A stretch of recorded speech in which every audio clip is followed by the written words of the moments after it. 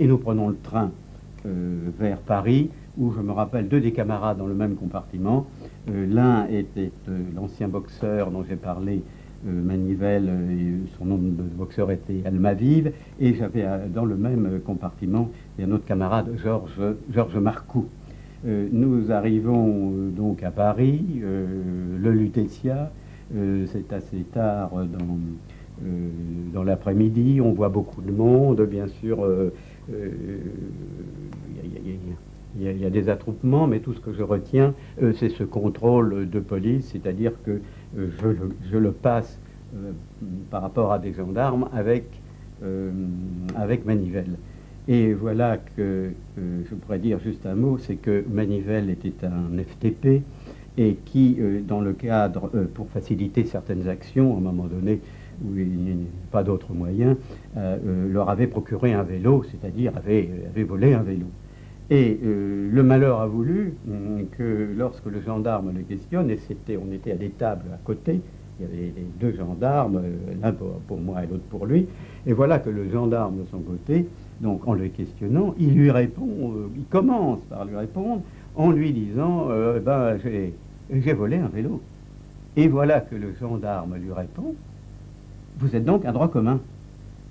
Alors, c'est une scène inoubliable. Il y a, Manivelle devient cramoisi et se précipite littéralement, fait le tour de la table sur le gendarme, enfin il le touche là, en lui criant « Qu'est-ce que vous foutiez, vous, en 42, pour me poser de telles questions ?» Enfin, ou peut-être pas poser de telles questions, mais le début est tout à fait vrai. « Que foutiez-vous en 42, vous?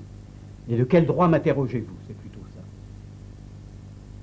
Et comme j'étais là avec un autre camarade, on a calmé. Moi, j'ai demandé à mon gendarme de calmer l'autre, parce que l'autre ne pouvait pas tenir et aller l'emmener, etc.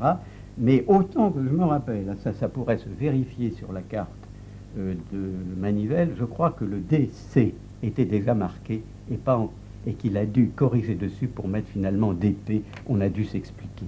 Je voudrais juste donner une petite précision en ce qui concerne notre accueil à Lutetia, parce que, indépendamment des problèmes de méfiance vis-à-vis des droits communs, il y avait une méfiance générale vis-à-vis de nous tous, dans la mesure où nous n'appartenions pas à des réseaux, surtout dépendants de Londres, ou des réseaux qui étaient connus. Un cas particulier encore qui sera le mien, c'est-à-dire d'acte d'isolé, celui-ci, il faut bien dire, ne sera résolu que des années plus tard, lorsque un statut particulier légalisera ces problèmes et légalisera notre situation. Alors pourquoi ces difficultés ? Ces difficultés, elles peuvent être considérées d'une façon générale, un peu peut-être normale, dans la mesure où les enquêteurs n'étaient pas des plus qualifiés sur le plan des nuances pour pouvoir apprécier la qualité de résistant ou non, et les raisons réelles, de la déportation.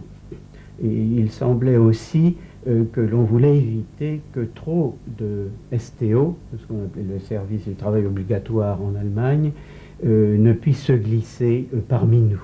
Donc ça peut être justifié d'une certaine façon, mais ça ne veut pas dire que nous le ressentions, pas ceci comme une sorte tout de même de vexation.